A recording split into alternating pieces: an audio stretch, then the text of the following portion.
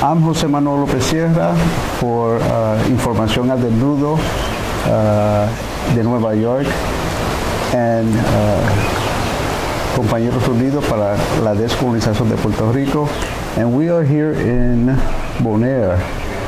We're just finishing up the third summit of Caribbean Unification, and I'm with Ringo, and he has a very interesting project in Curacao, emphasizing in the youth and handicapped people, and I think it's important, very interesting, and I'd like you to find out more information about his program. Ringo, good afternoon. Good afternoon, Mr. Jose. Okay. Thank you to have me. Tell us about this interesting project that you have, trying to help out the youth and the handicapped people in your hometown of Curacao. Let me start first, introduce myself a bit. My name is Ringo Harrigan. I'm from Curacao. Back then in the day, I was 16 and I was working by McDonald's. It was my first time there as a person with disability. So I was interested to know what happened. So I wanted to know more. So when they approached them and they meet them, we talk, and this story was so amazing, and I'm still in the world today. It's so beautiful. I mean, many people don't understand the world of people with disability. It is beautiful, it is nice, and they're very smart. They're very smart. And I mean, in Curacao, they need to have the opportunity to develop themselves. That's right. So from Curacao, I went to study and work in the Netherlands, and they work as a military infantry in the Netherlands. And during my period working there, I was still helping our people, Curaçaoan people in the Netherlands who is living the poverty here, people with disability and the youth. And coming back to Curacao in December 2008,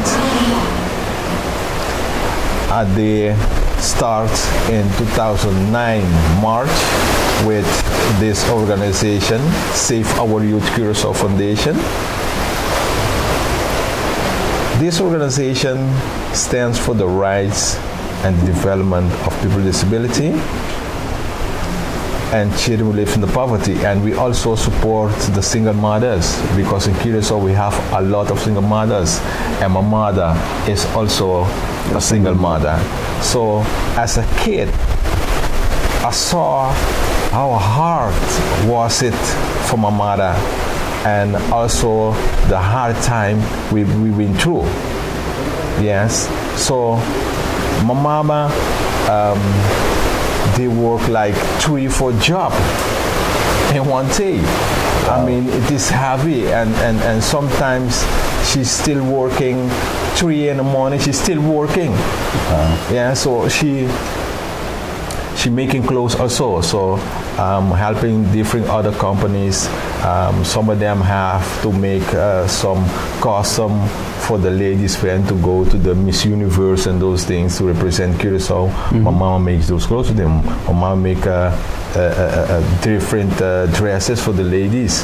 Yes, so 3-4 job, this hard work. And when we were like 9 years old, Mama had to do a surgery, both hands. So there was no food coming in.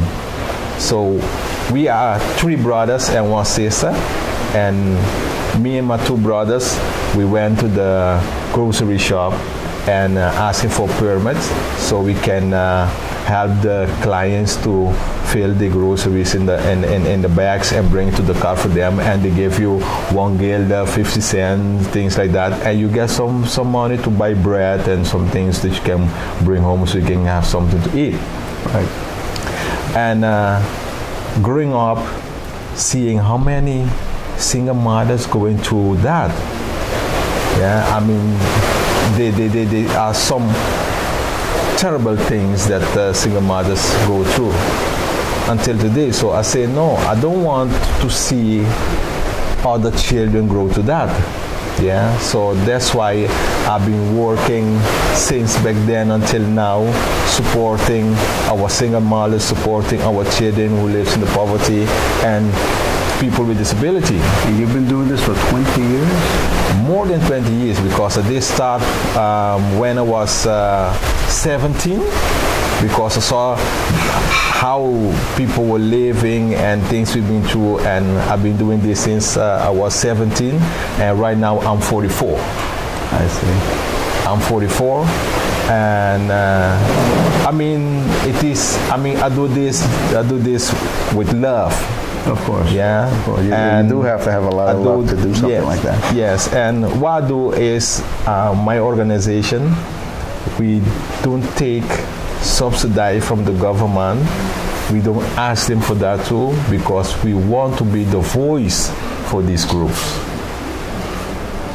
Yes, because when you have some subsidies from the government and you open your mouth for the rights and the development of people with disability or children in poverty, then you hear the phone ring and they tell you, you better keep your mouth shut or they're going to take this subsidy from you. You get control.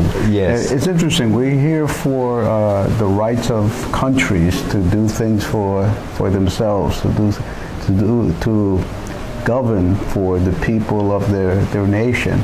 So what you have done is taking it more personal, more micro, and you're talking about the individual rights of people to have self-determination for themselves, to give them the power and the authority and the tools in order to direct their life to the best way they see fit. Yes. And which is what I like. When I went to your website, I saw that you learn how to do different trade, different skills. Exactly. And that you try to empower these young people, and I imagine the mothers and the other people who you impact, so they can get control of their lives. And that's very important for self-esteem, for self-fulfillment. Exactly. So that's great. And the other thing is that we want these kids to participate in music, in art, different things, because it's good for them. Because I read that in the website. Because they've been through a hard time, and participating in music, it make them relax. Exactly. Yes. And for this work, we don't have a place so we can get all these kids. Yeah, because sometimes you have to rent. Yeah, but the rent is so high there. Yeah, and some people don't want to have those programs. Yeah, so our organization, we designed 2 projects. Yes. One is a special beach for people with disability so they can do the therapy. And the second one is a multifunctional development center so that the children who live in the poverty can come and train, get lessons, develop themselves, and also for the people with disability, because this multifunctional development center is accessible for people with disability too, for them to develop. And the thing is to give them also the opportunity to get a job.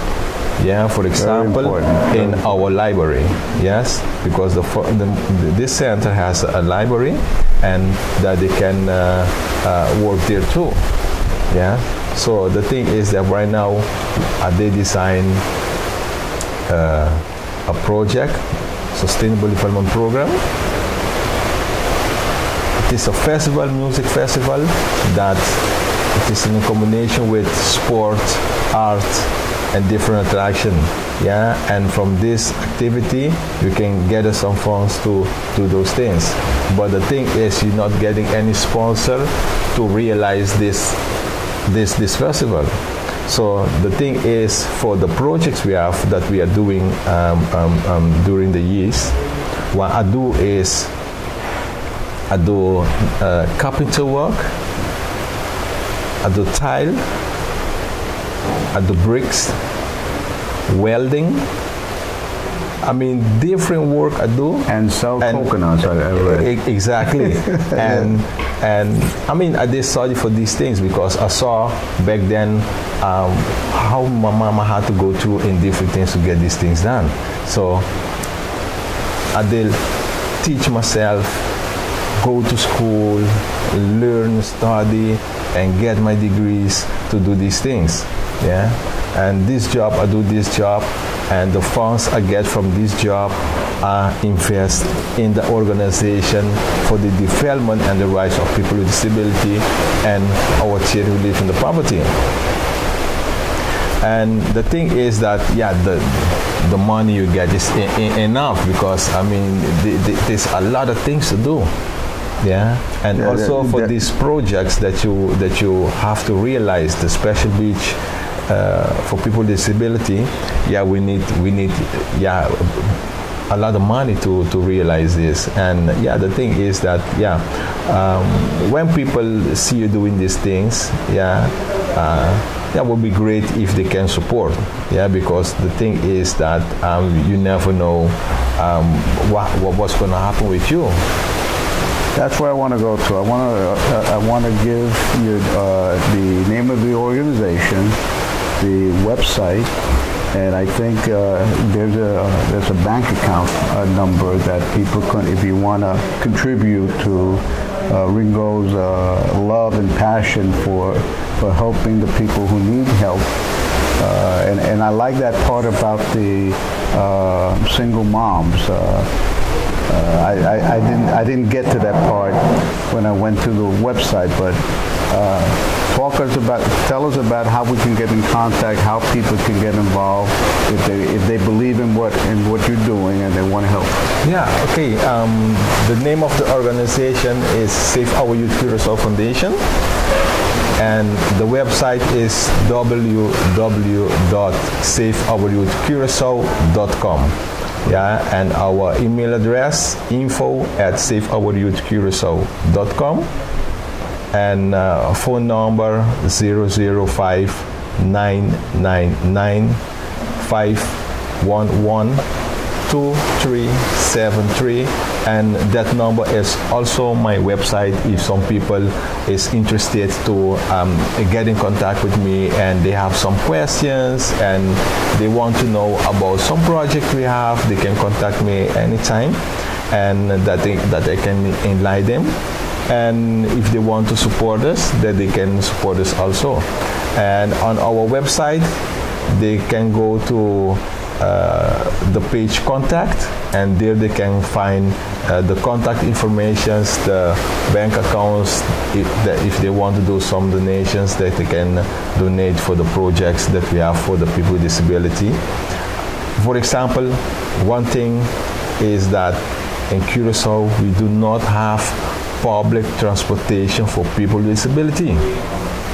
Yeah, we did approach the government many times when they want to spend some money on other things and ask them, listen, we asking if you can invest in 1 or 2 public transportation for the people with disability. Yeah, but when you go for an appointment, for example, one time I had that